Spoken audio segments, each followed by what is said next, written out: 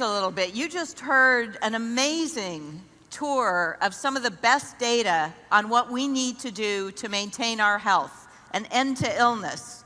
Now we're going to look inward and focus on how to motivate ourselves. Now we have a treat for you. Dr. Wayne Dyer has been called the father of motivation. What a wonderful name, the father of motivation.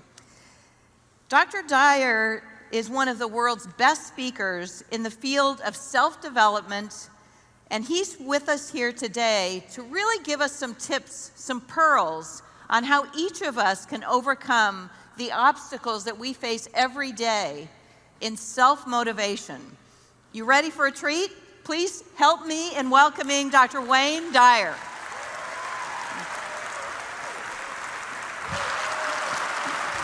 Thank you for being here.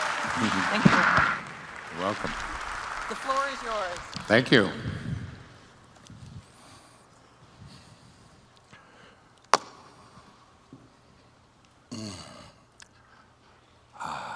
Good morning. My name is Wayne Dyer, and I'm 73 years old, and I have sex almost every day. Thank you. Almost on Monday, almost on Tuesday, almost.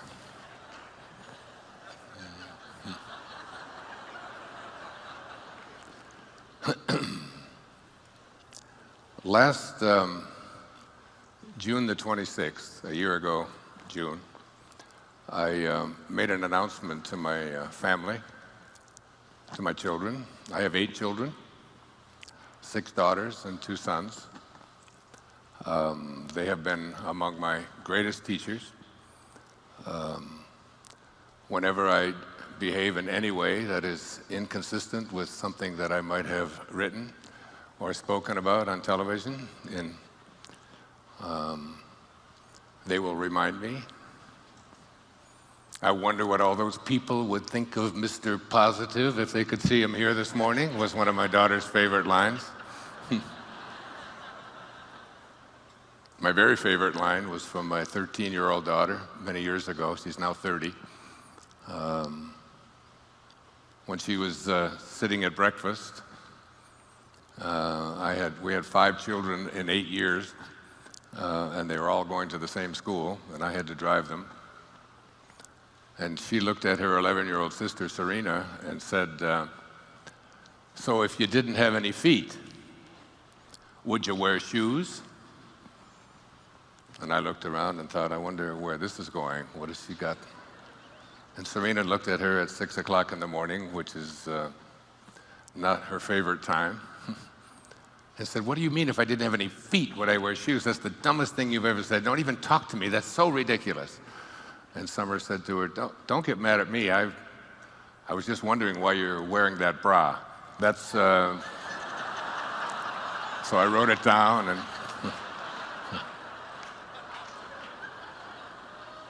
and I followed them around for my material. I say, come on, say something stupid. I really need something to...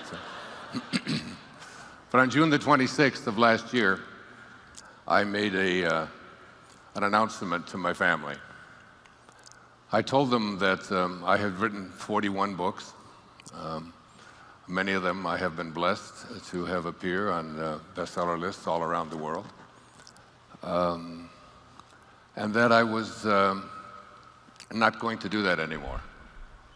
I had completed that part of my life, and I had some other things that I wanted to do, and I wanted to just sort of take it easy now. I'm 72 years old, and I don't want to have that that pressure to face those empty pages over and over and over again, as I've been doing since I was in my 30s. That was June the 26th. On June the 27th, I woke up and I began writing. And I wrote, excuse me, and I wrote, and I wrote, and I wrote for the next 5 months. And I couldn't stop, because there is something inside of me that is a calling.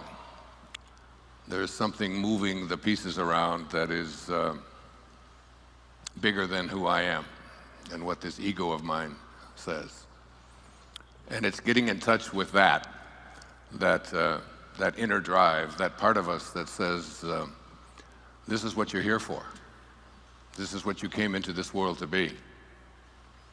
I was being interviewed by the New York Times about a decade or so ago, and there was also a gentleman there who's a very famous writer. His name was Arthur Miller, perhaps the most famous American playwright of the 20th century. You've all read Death of a Salesman and The Crucible, and so many others. And Arthur Miller was 91 years old at the time, and he was asked the question, are you working on another play? And I'll never forget his answer, because it inspired me in many ways. He said, I don't know, but I probably am. But I probably am. That there is something that calls all of us here. And I just want to speak a little bit about that in the time that I have here this morning. There was, I have said that if there is, I wrote these words out last night. If there is intelligence behind life,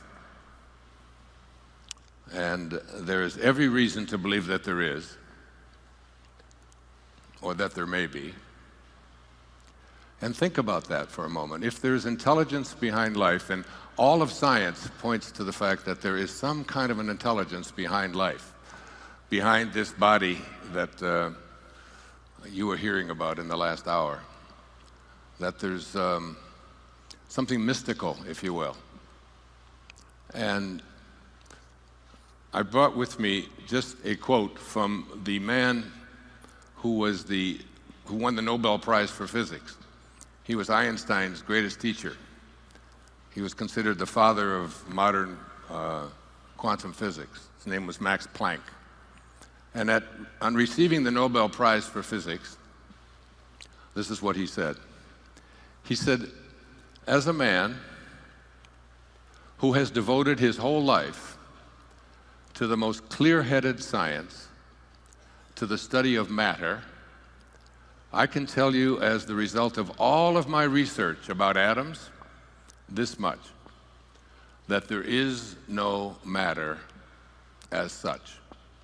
That all matter originates and exists only by virtue of a force which brings the particles of an atom to vibration and holds this minute solar system of the atom together. We must, as scientists, all assume that behind this force is the existence of a conscious and intelligent mind. This mind is the matrix of all matter. This divine intelligence that is behind everything that is working in this body that we are so consumed with and so concerned about, and how to keep it healthy, that there is something beyond that. One of my favorite poets once observed, he said, what if you slept? And what if in your sleep you dreamed?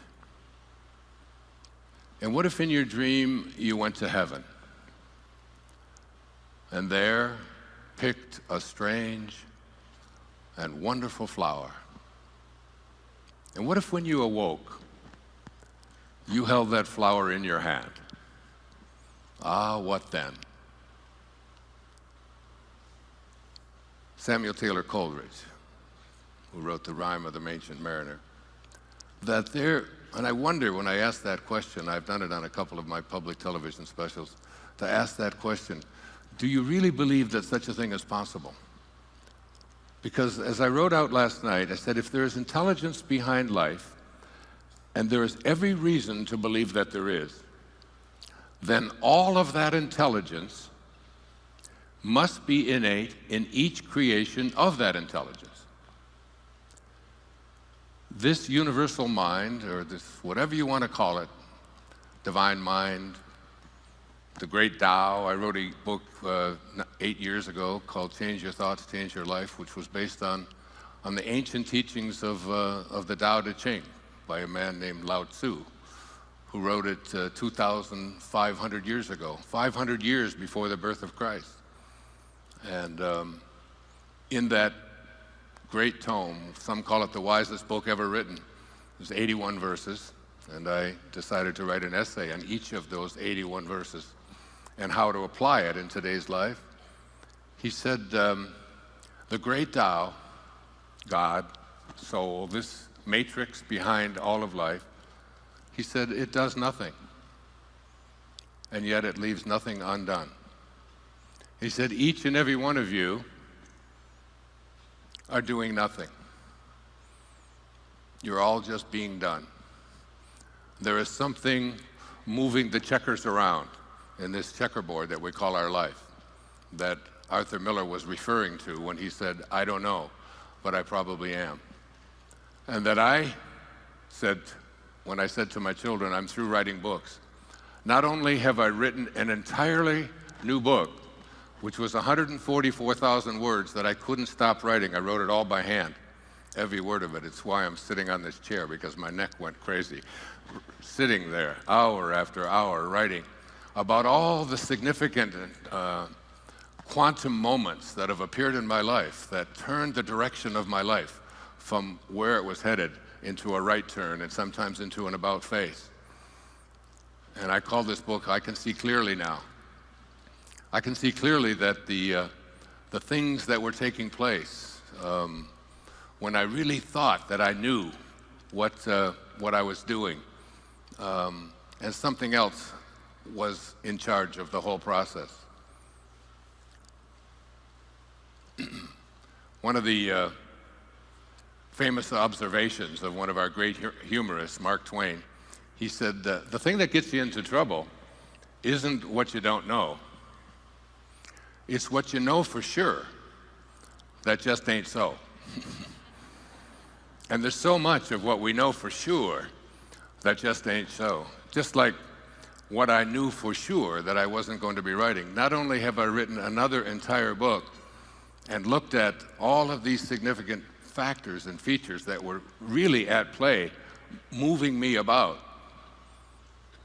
but I've written another book on top of that I'm about 3/4 of the way through, based upon how to apply the Bhagavad Gita, the great song of the Lord that Gandhi based his life on, and how we can apply it each and every day of our life.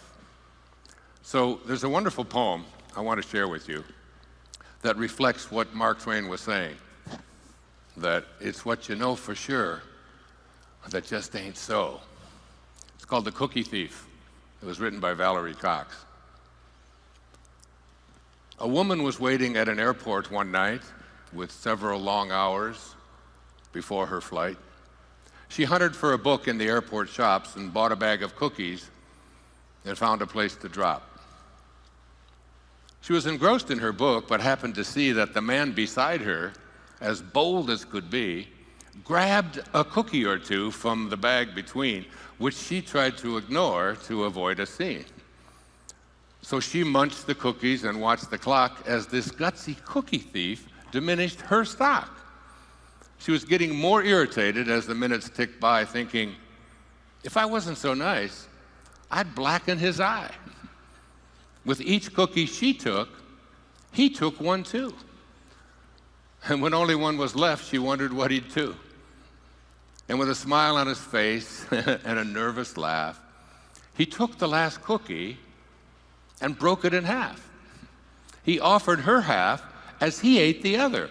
And she snatched it from him and thought, oh, brother, this guy has some nerve, and he's also rude. Why, he didn't even show any gratitude.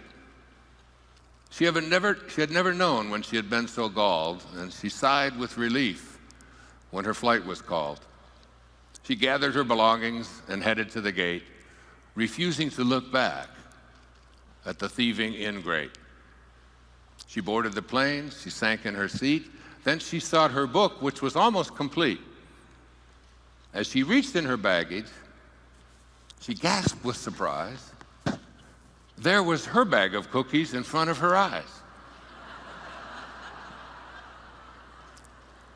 If mine are here, she moaned with despair, then the others were his, and he tried to share. Too late to apologize, she realized with grief that she was the rude one, the ingrate, the thief. Isn't that beautiful? Valerie Cox.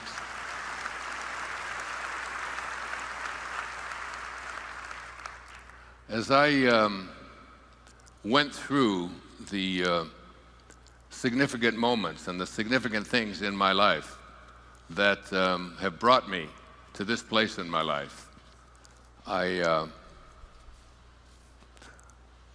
realized that I've been in some kind of ascended master training since the time that I was born. That if every single one of us come from this divine intelligence, which all of the quantum physicists tell us do, that particles themselves do not create particles, that everything comes from energy. This great program, all done through Salesforce, who, with your CEO, who I'm sitting next to here this morning, this was an idea. This was a thought. Everything, William Blake said, everything that now exists was once a thought, which means that everything that is ever going to exist must also be a thought. And the greatest gift that we've been given is this great gift of our imagination.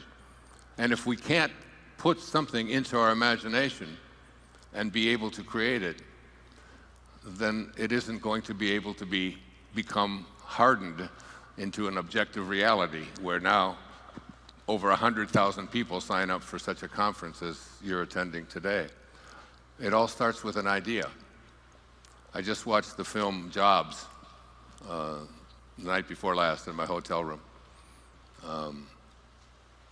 And I can really relate, even though I think he might have missed out a bit on the kindness factor, but I can relate to this notion that when you have a dharma, when you have something that you came here to do, when there's a calling that you have, when there's an excitement that takes place within you, and when you can't let go of that excitement, that's really God talking to you. That it's the invisible part of you, it's the soul that says, this soul of ours, this invisibleness that we carry around. I mean, we can all find the command center. All the brain surgeons can go in and they can look and they can say, this is the command center where this causes this thing to happen, this causes that thing to happen. If I say I'm going to wiggle my finger, and you say, well, and then I have a thought, and then that thought gets transferred and 1 trillion cells start working, and my finger wiggles from a thought. And we can find the command center, we can cut it off, and we can do things inside the brain. But no one has ever been able to find the commander in the command center that says, I think I'm going to wiggle my finger. I think I'm going to move my left foot. I think I'm going to write a book. I think I'm going to create something. That place of being aligned, Herman Melville, writing in Moby Dick. This really relates to me because I live on an island, as does Mark. I live on Maui. He lives on the Big Island. And I'll be there tomorrow morning in the ocean.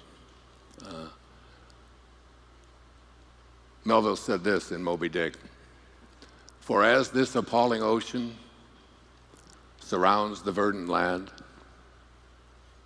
so in the soul of man lies one insular Tahiti, full of peace and joy, but encompassed by all of the horrors of the half-lived life. The half-lived life. When I get to the time when I leave this body, I will never say that I lived the half-lived life.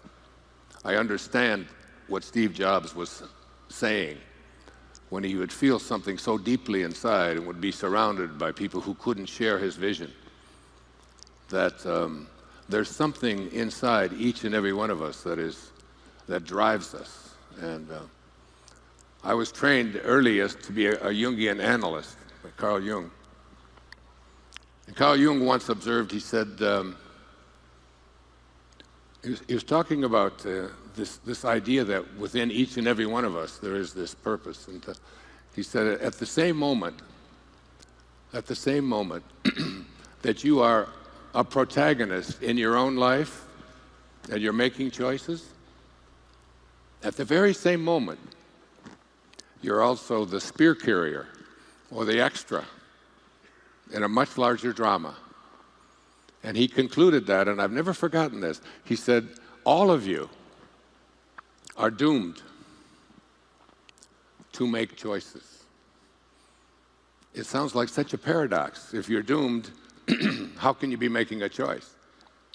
So let me bring it into looking first at your own body. And you heard the doctor speaking before about your bodies, and so much of what he was saying I align with and relate to. Our bodies are what we are given to live out this incarnation, this time on this planet. I happen to be given a male body that's about 6'2", and it has hair that used to grow on its head and now grows in its ears, and all of these things.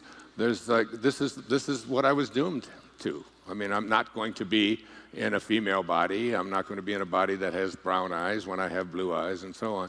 So in a sense, you are given this body.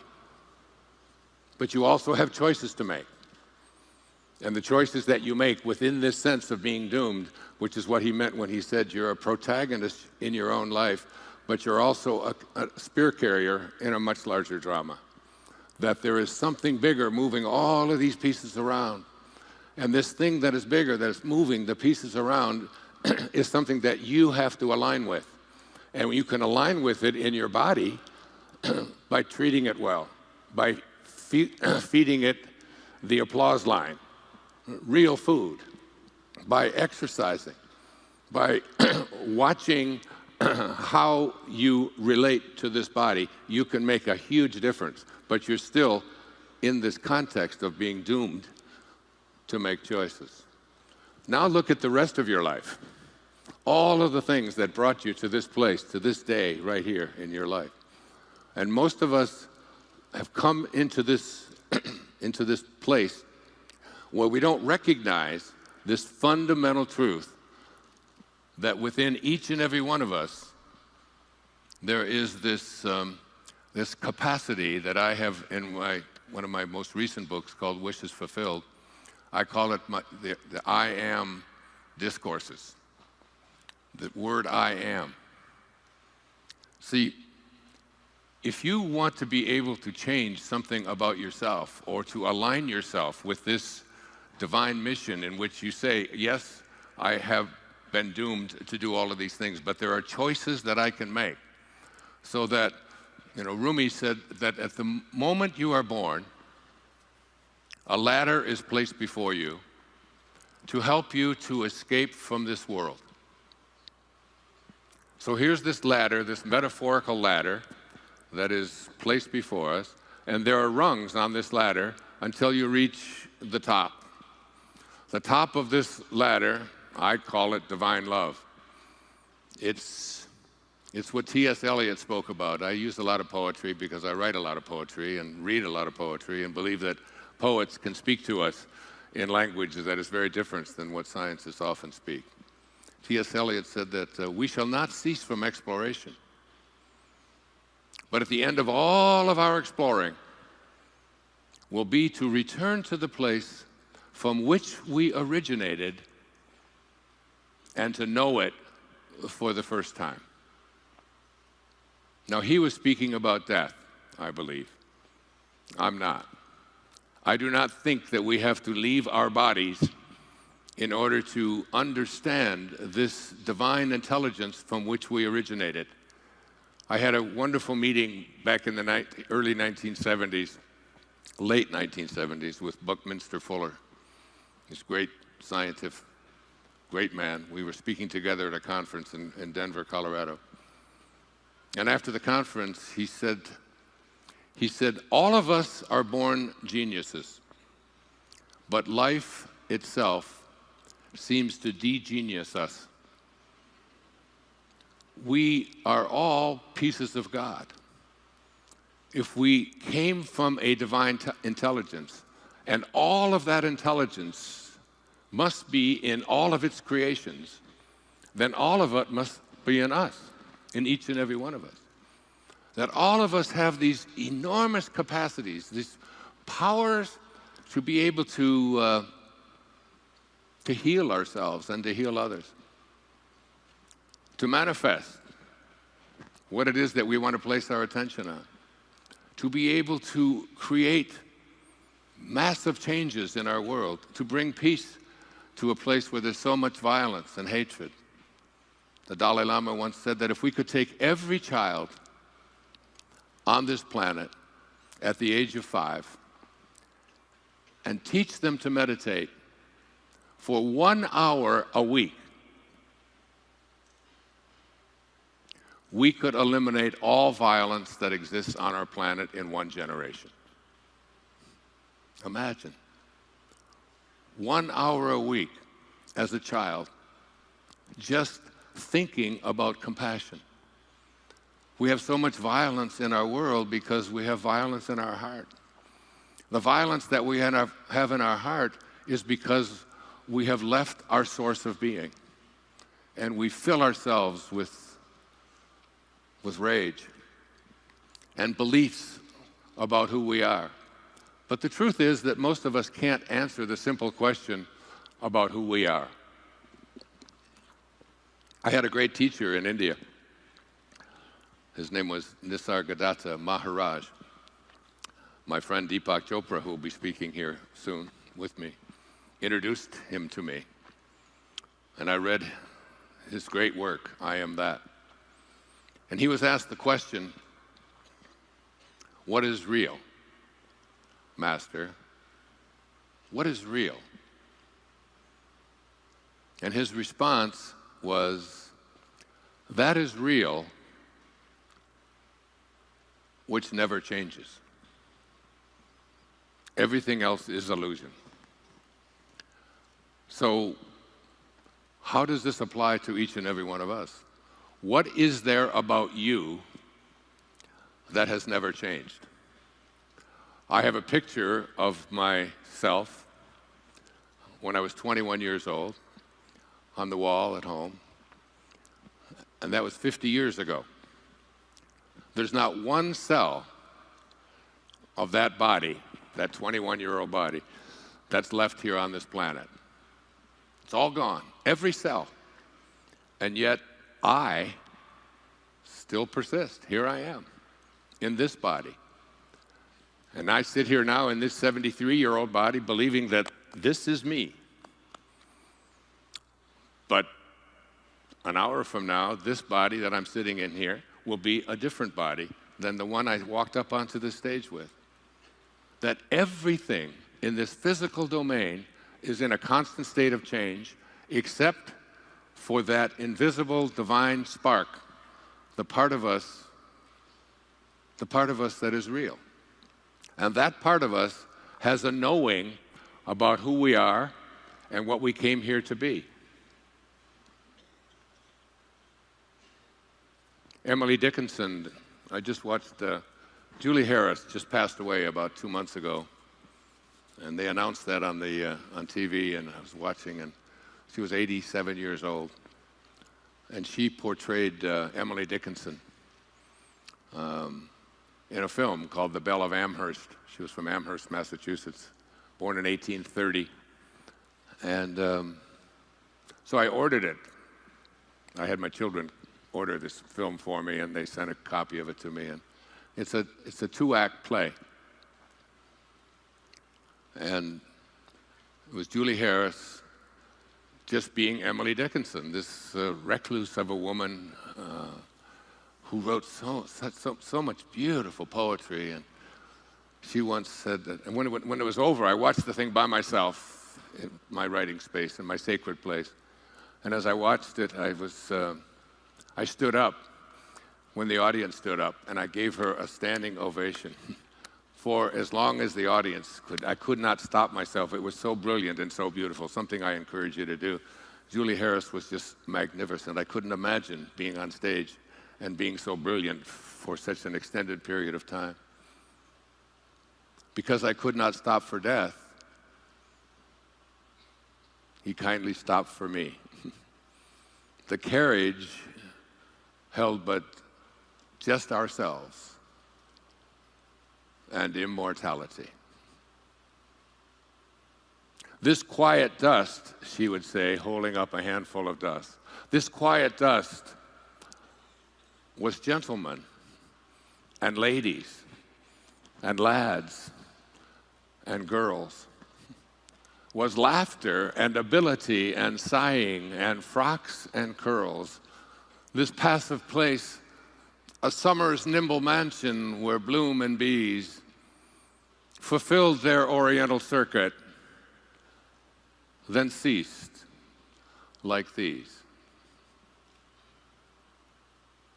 My beautiful mother passed away last July 22nd.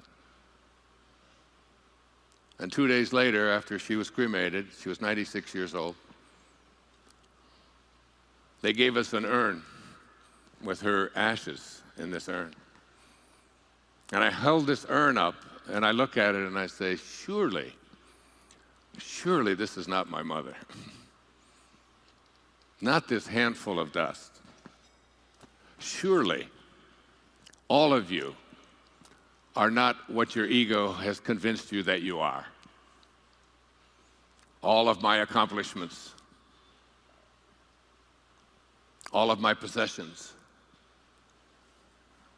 my reputation, how I'm regarded by others, all that I own, all that I've created, this great company, surely you're not these things, because they're not real. They're not real in the sense that they're always changing, just as your body is always changing. Surely that's not you. And coming into contact with who you are is the lesson that I learned in writing I Can See Clearly Now. I lived in an orphanage the first 10 years of my life. My father walked out on his family. My mother had 3 boys in 4 years by the time she was 22. And I was born in 1940, and my brothers were born in 1938 and 1936. My father just decided that he couldn't handle this. He was an alcoholic. He spent some time in prison. He was a thief. He was, by all accounts, the most evil of people. The kind of man that I did find difficult to have any love for, who would just walk away from his family responsibilities. My mother was able, when I was 10, by 1949, to remarry my father in another body, another alcoholic, abusive man that I lived with for 5 years. Because life gives exams, I guess, and if you don't pass them like algebra, you take it over until you get it. And that's what she did. And so I was reunited with my family. My middle brother, David, and I were together through all of the foster homes and all of the orphanages that we lived in, all of the random abuse and craziness that went on in those years. And we were finally reunited. And in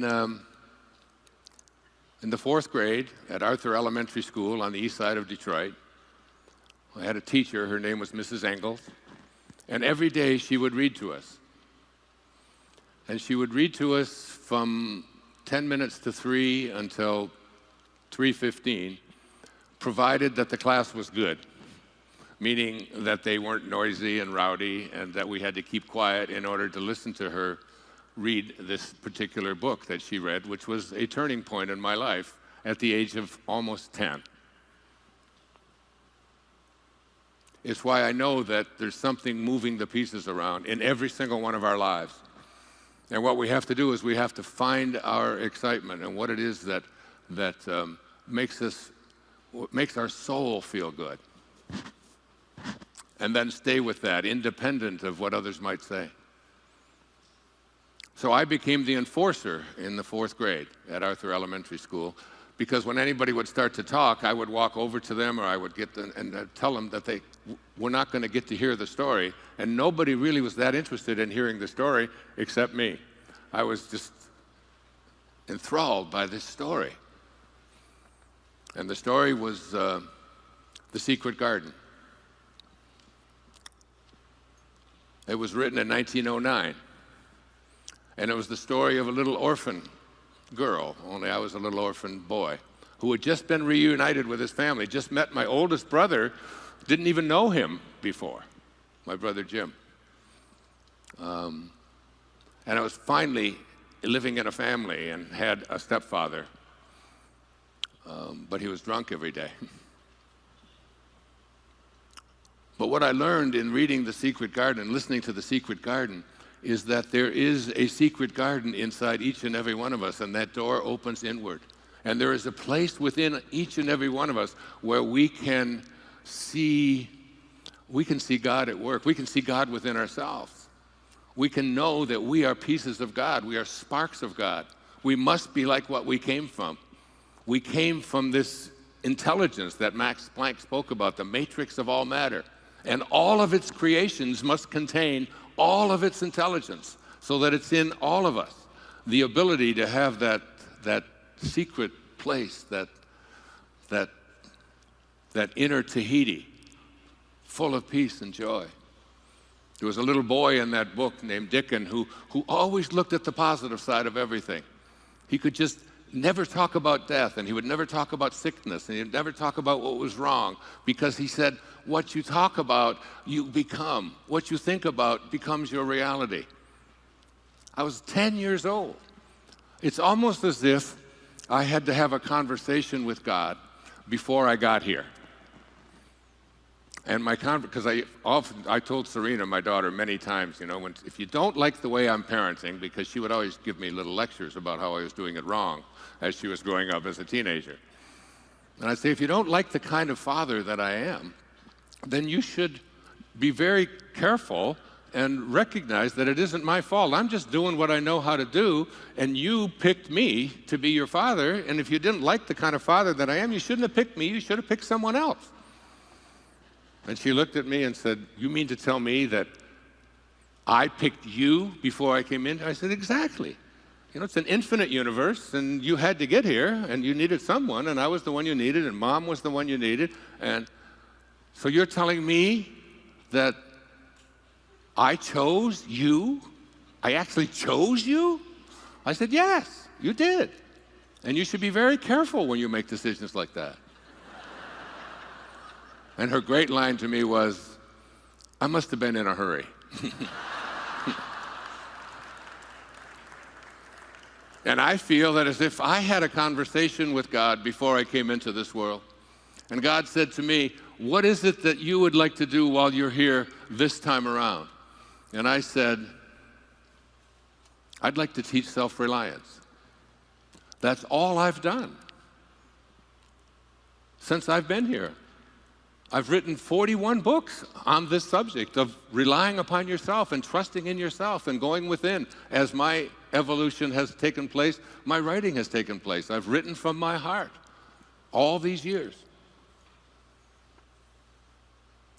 And God said, then we better get your little ass into an orphanage.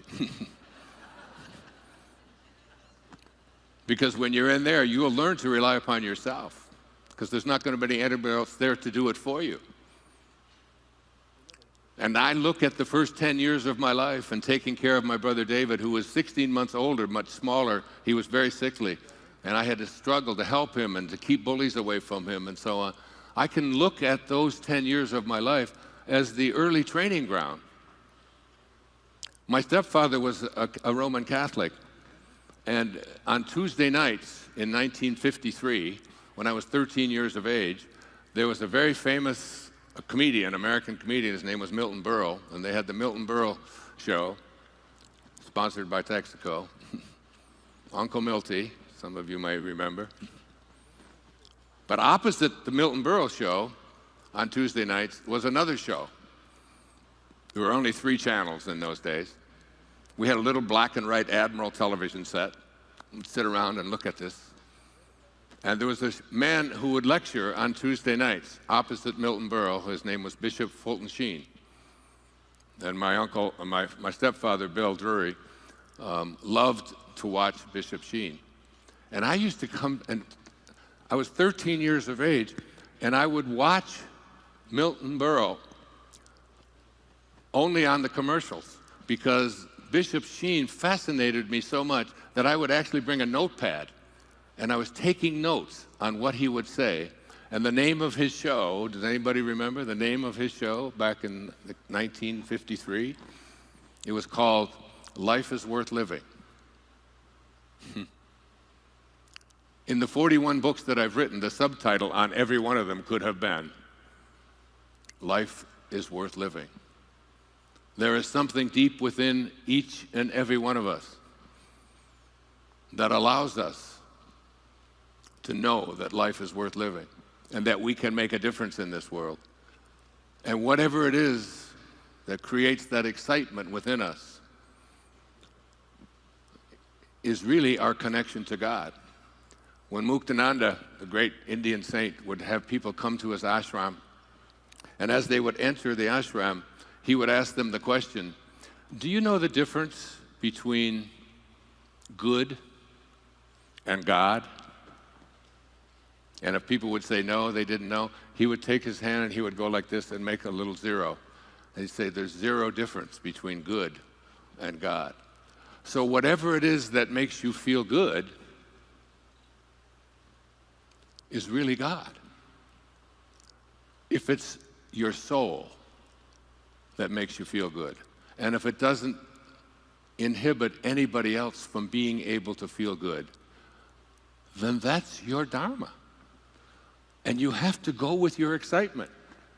I suspect that this company wouldn't exist if there wasn't somebody that had an idea inside of them that made them feel good about how can we help to transform people's businesses so that they can live more successful and happy lives. But the greatest success definition that I've ever heard happened when I was being suspended from high school for speaking up about some things that they didn't take nicely to in high school. I had to fill out some forms about my father's name, my mother's name, and it was always very confusing. I never knew what to do with that, so I just wrote, "That's my business." And instead of them asking me why I would take such a stance, they sent me to the office, and I had to sit on the bench and wait for Mr. Wolf, the principal, to pass his judgment, and then he would make my mother come. And while I was sitting there waiting 3 days, they had a little book there written by Henry David Thoreau called Walden Pond. But at the back of that book was an essay on the necessity of civil disobedience.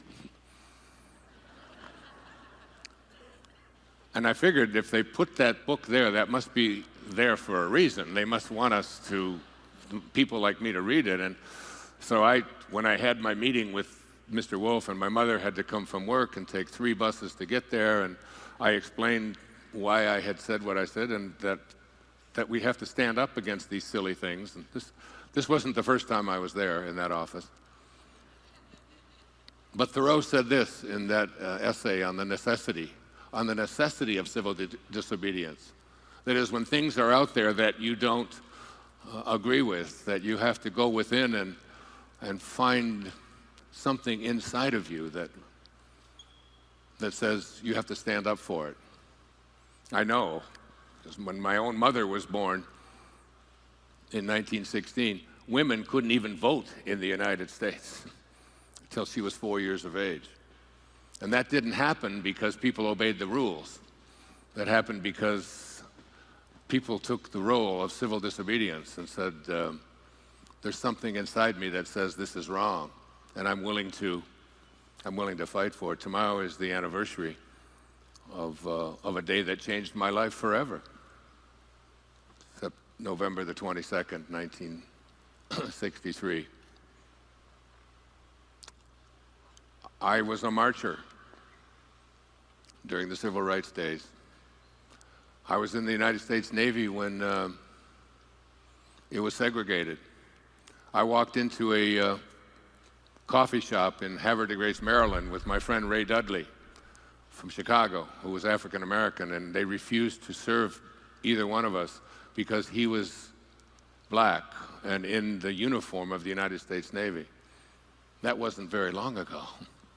I was outraged and horrified by such conduct. And the man who said, we're going to change that,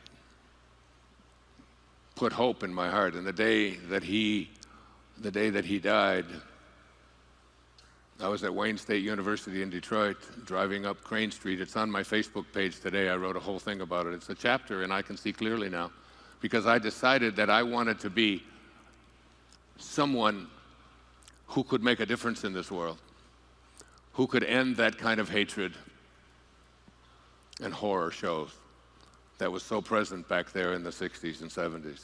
The United States Navy was segregated when I was in it, and it was an outrage to my soul.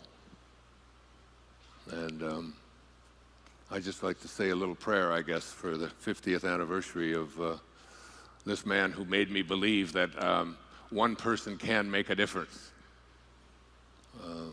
He put hope in my heart and in my soul.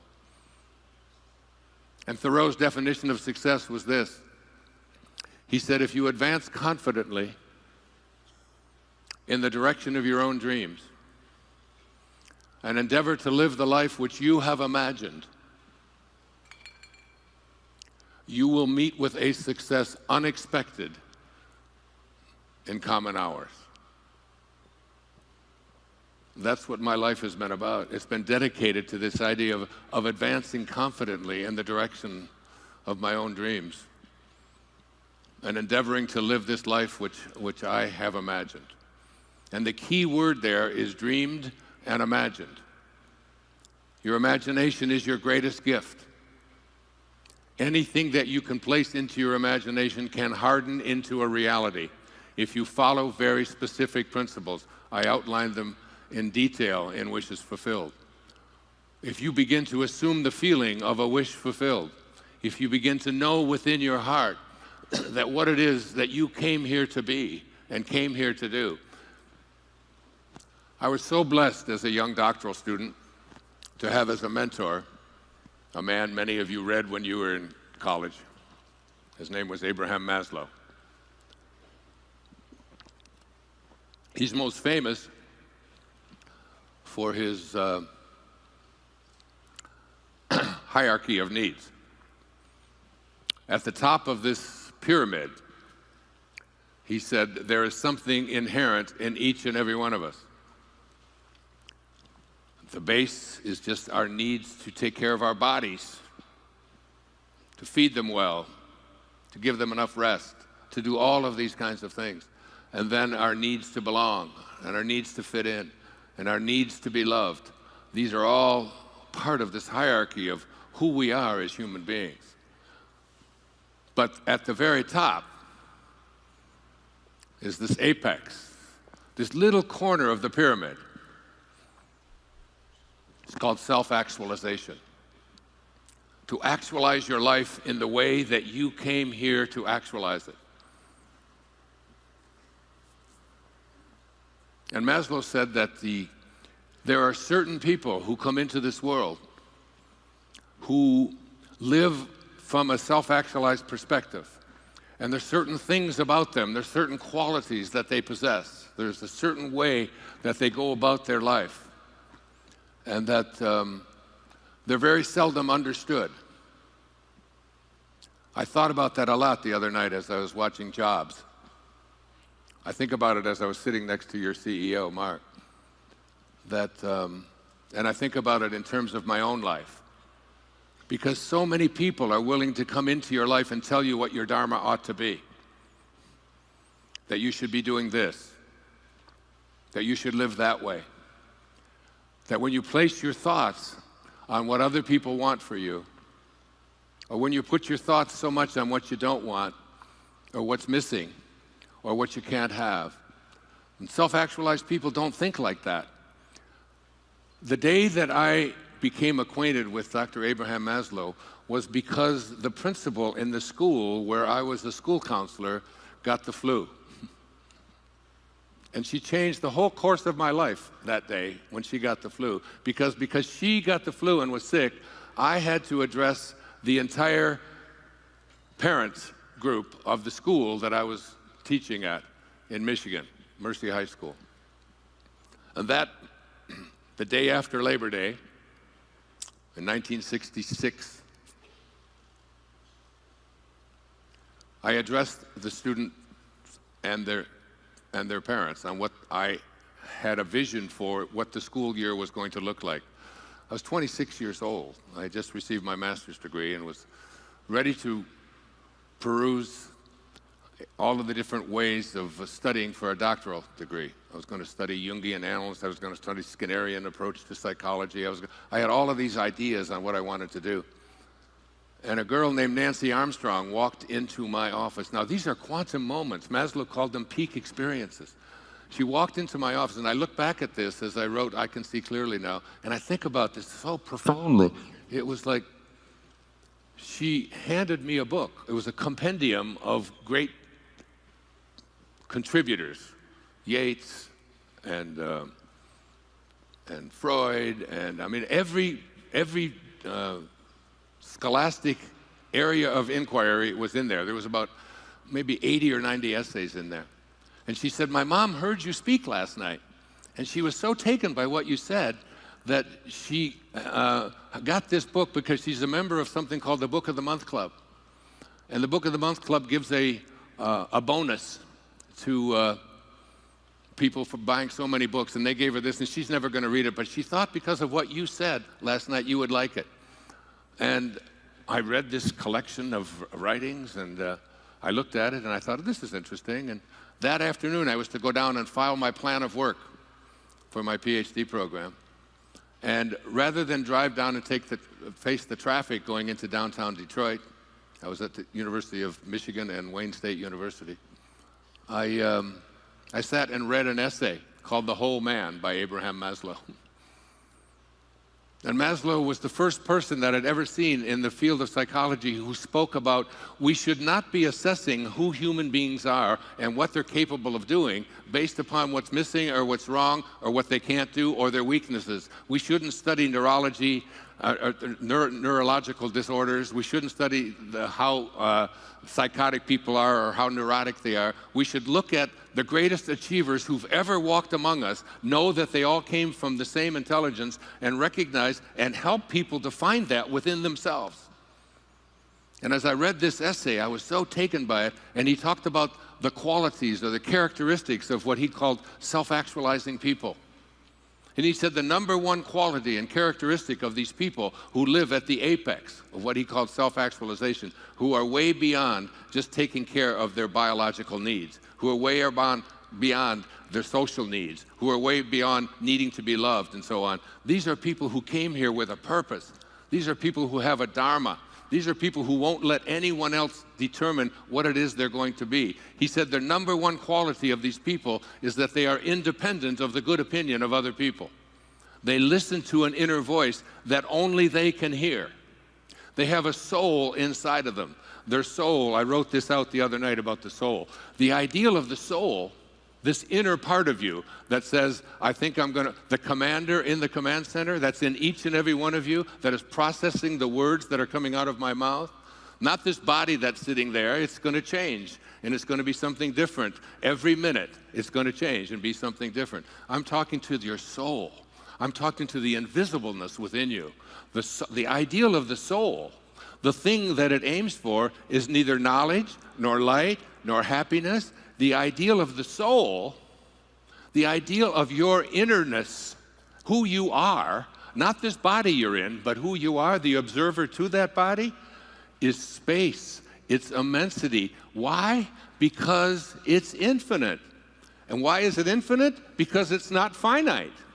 It's either finite or it's infinite. Finite means it begins someplace and it stops someplace. Where do your thoughts stop? Where does your soul stop?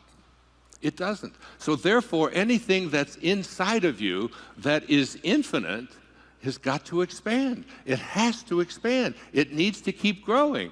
And anytime you try to put it into a box or compartmentalize it or tell it what it ought to be, you know, all of you, I don't know all of you who are parents, but you've all heard your kids at one time or another say, "You're not the boss of me. You can't tell me what to do." You've all heard this, right? You all said it yourselves. When I was a kid, I was called a scurvy elephant. Because when I came home from school, I asked Mrs. Scarf, the lady that I was living with at the time, "What's a scurvy elephant?" She said, "Where did you hear that?" She said, I heard Mrs. Poole telling the principal that Wayne Dyer is in her classroom and that he's a scurvy elephant.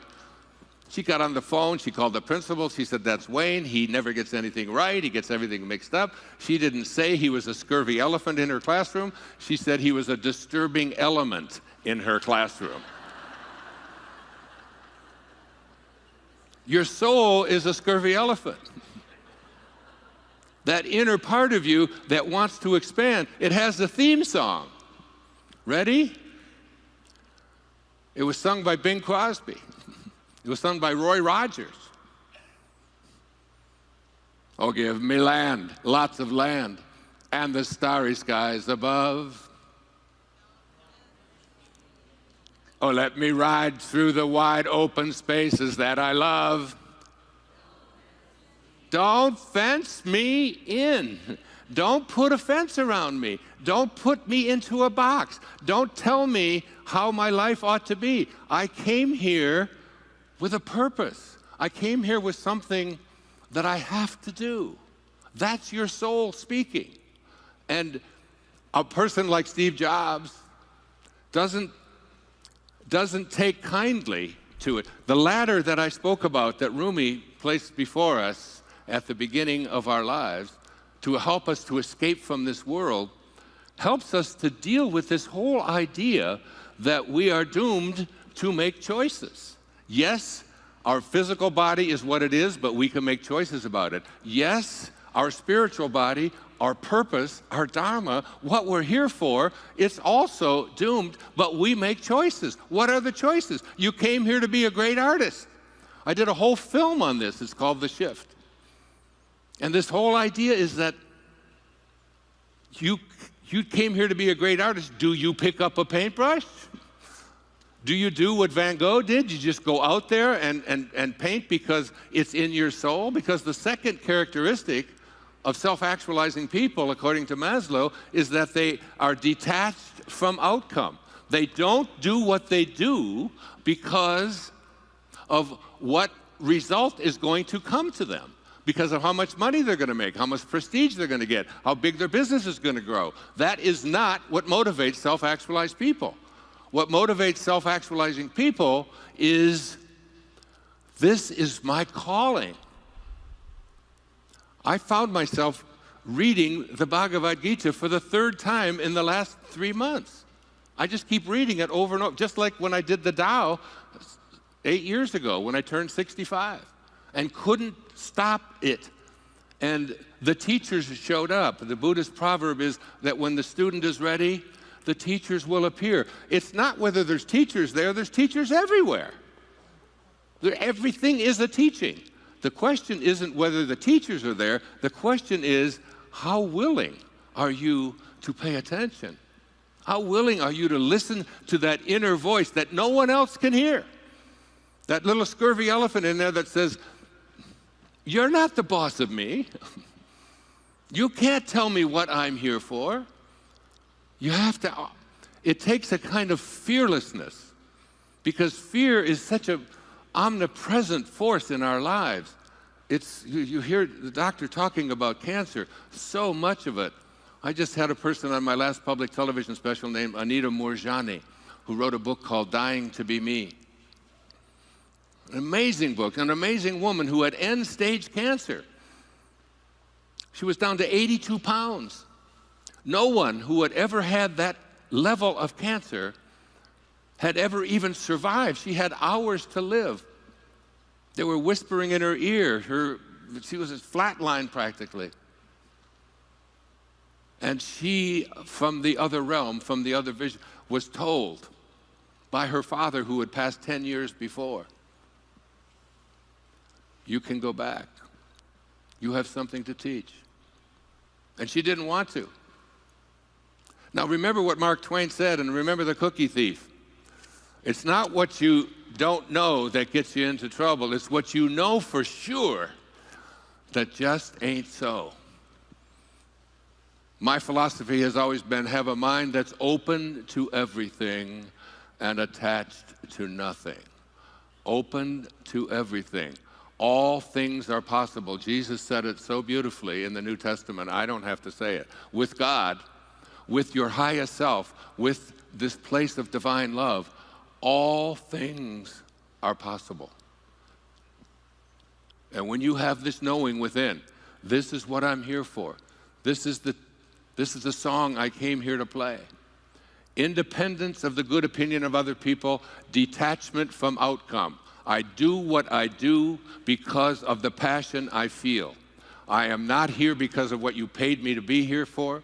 I am not here because of any need that I have to sell another book.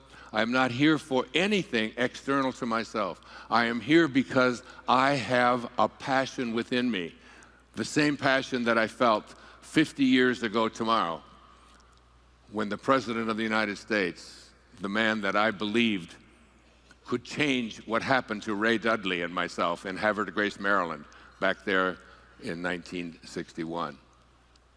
That we can, when we get something into our hearts, a different kind of love.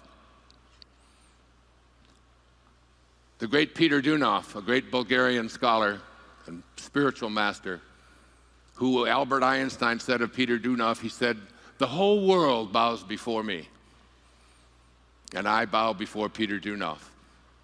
Peter Dunov, in 1944, the year that he died, when the country of Bulgaria was overrun by the Nazis, was the person responsible for not one Jew being sent to the concentration camps, because he contacted the Tsar and was able to keep them from sending the people that were on the trains. It was a spiritual knowing. This man wrote over 250 books on something called divine love. A kind of love that I aspire to. A kind of love that is beyond the ego. The ego is this part of us that has edged God out, E-G-O. It's edged God out. Rabindranath Tagore, the great Indian poet, said, speaking of the ego, I went out alone on my way to my tryst. But who is this me in the dark? I step aside to avoid his presence, but I escape him not. He makes the dust rise from the earth with his swagger. He adds his loud voice to every word I utter. He is my own little self, my Lord. He knows no shame. But I am ashamed to come to thy door in his company. That's the ego. That's the part of you that says who I am is what I have and what I do and what I've accomplished and what other people think of me and how much I own. And all of those external things. Maslow said that self-actualizing people do not even see appearances. They see the unfolding of God in everything and everyone they encounter. Much like Mother Teresa whose presence I was graced to be in 1989. She said, when she was asked the question on KTAR radio in Phoenix by Pat McMahon, my dear friend, is there anything I can do for you, Mother Teresa, to help you with the work that you have come here to do? And she said, no. I just came here to support the homeless shelter that was built here in Phoenix, where I stayed last night. He said, but Mother Teresa, I could raise money. This is a 50,000 watt clear channel station. We go all over the United States. Could I just do anything for your ashram in Calcutta? And she said, no, Pat. She said, stand up. She was about 4'10" herself. He said, Mother Teresa, we could raise money. She said, I'm not interested in raising money. I'm here to support the homeless shelter. He said, isn't there anything that I can do? And she said, there is one thing that you can do for me. She said, tomorrow morning, get up at 4 a.m. and walk out onto the streets of Phoenix and find someone who's living there who believes that he's alone. And you convince him that he's not. It makes me cry. She said, every day I see Jesus Christ in all of his distressing disguises. This is what Peter Dunoff talked about with something called divine love. He said there are three kinds of love. There's human love, and human love is a love that changes, and it's a love that varies. And we all know that kind of love. I love you, but you forgot my birthday, not so much. I love you so much last night, but today you didn't brush your teeth, you don't smell so good. Whatever, I love you. It changes and it varies. And then he said there's what he called a spiritual love. And a spiritual love is a love that never changes, but it varies. It's the love I have for all 8 of my children and for all of humanity now as well. I try to. It's my aspiration. No matter what they do or how they may disappoint you or whatever things that they may have done that you find anathema or difficult to handle, you still love them. You still love them. It's a love that never changes. Even the parents of the people who commit these heinous crimes, they still have love for their children. It varies. Yes, it varies. It varies even with our own children, but it never changes. But then there's a love that he called divine love. And divine love is a love that never changes and it never varies. It's the love that your source of being has for you, that invisible intelligence, God, source, divine mind, Tao, Krishna, Allah, Buddha, call it what you want. The opening line of the Tao says, the Tao that can be named is not the Tao. This is the kind of love that I aspire to teach, where nothing but love comes out. The telling moment of my life occurred on the 30th of August, 1974, when I went to my father's grave after finding out he had been dead for 10 years. And I went there with a different intention on what I was going to do on his grave. I was so filled with rage and anger and hatred toward this man. But rather than do what I had gone there to do, some invisible divine organizing intelligence that moves the planets and grows your fingernails and beats your heart, that commander in the command center to which you are always connected, your I am presence, if you will, called me back to his grave after I cursed him for 2 hours on that Friday afternoon. And I stood there and I said, from this moment on, I send you love. Who am I? Who am I to judge you? You did what you knew how to do, given the conditions of your life. And when I left that gravesite, I was a completely changed man. Alcohol hasn't touched my lips since that day. I walked away from it.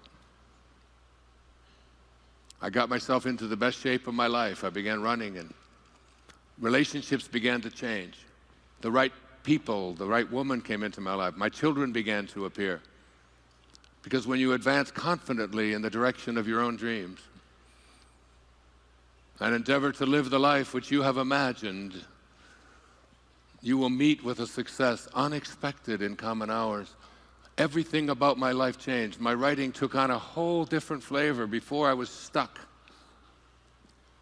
I checked into a motel room, the Spindrift Motel in A1A in Fort Lauderdale, Florida, and I wrote a book that today has over 100 million copies in print in 47 languages, called Your Erroneous Zones. It came because the rage was gone.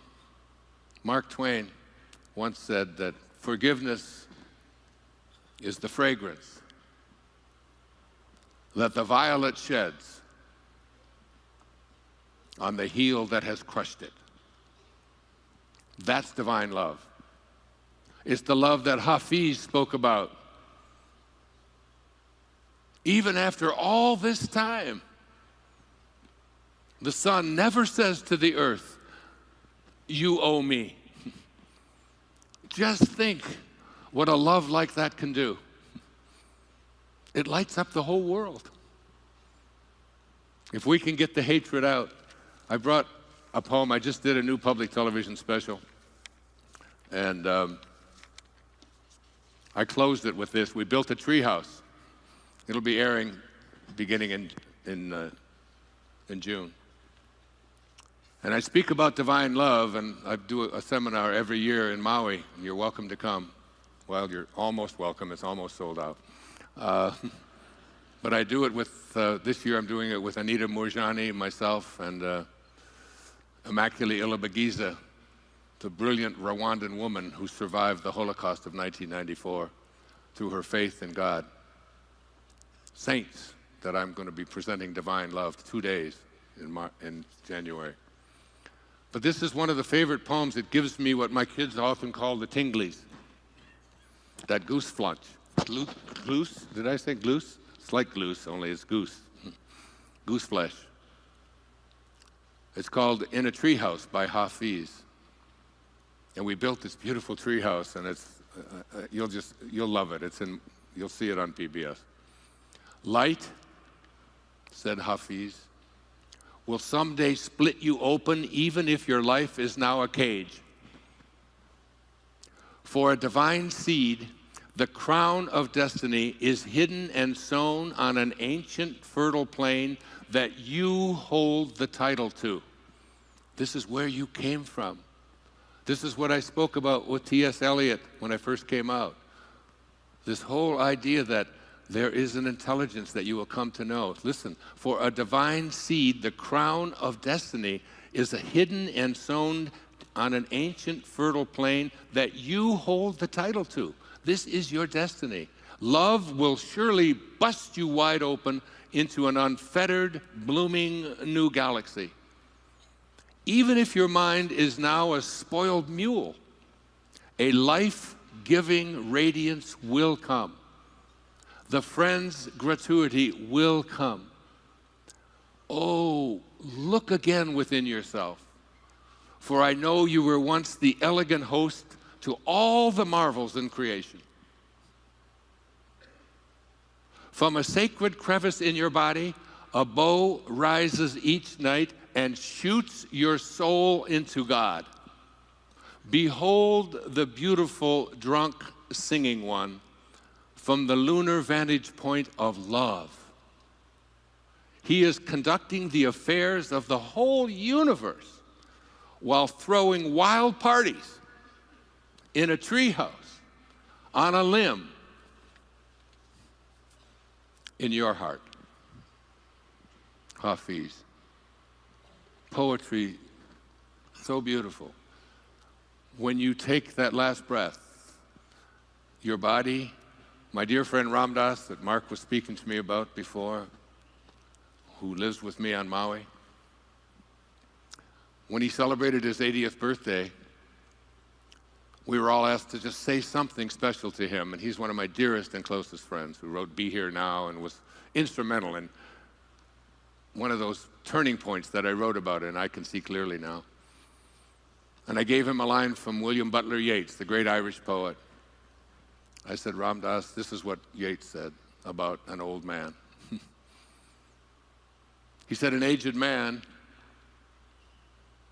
is but a paltry thing, a tattered coat upon a stick, unless soul claps its hands and sings and louder sings for every tatter in its mortal dress.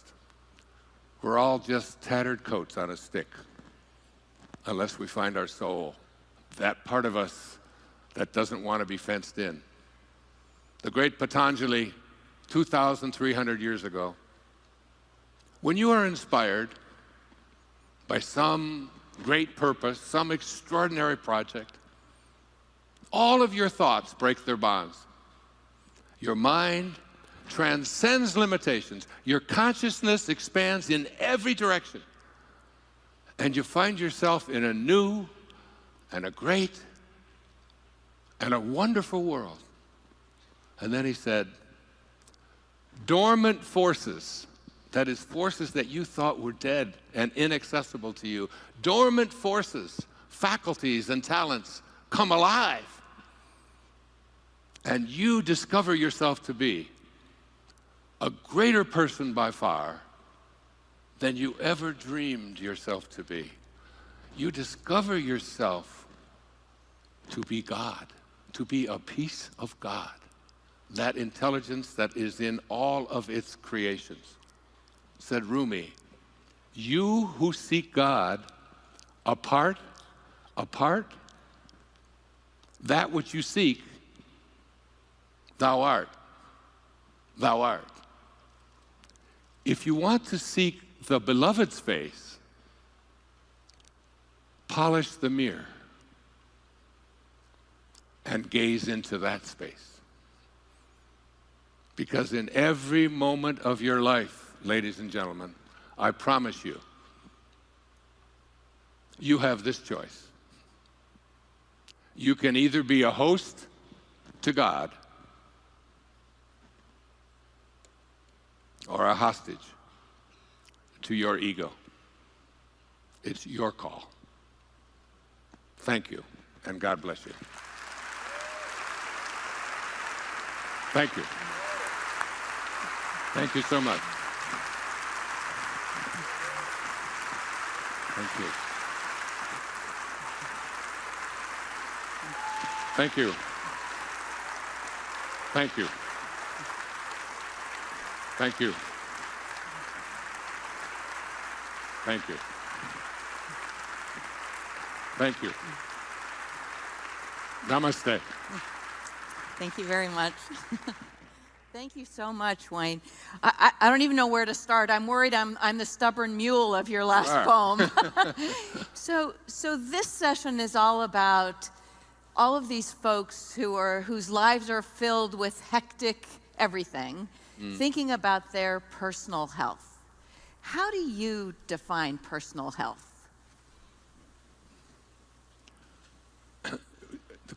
The question is just whether or not you're aligned with your source of being. We all have one free will, and our free will is the choice to be connected to that from which we originated or disconnect from it. And the way to stay disconnected to it is not to identify with your body and its health. It came into this world at the moment it was supposed to, and it will leave, and you have choices. Melville said that God's one and only voice is silence. And Blaise Pascal, the great scientist and philosopher, said that all of man's troubles stem from his inability to sit quietly in a room alone. Learn to connect to God, whose one and only voice is silence. I do it every morning for 2 hours, and it's how I live. you'll find peace there. That's your inner Tahiti. Please join me in thanking Dr. Wayne Dyer. Thank you so much. Thank you.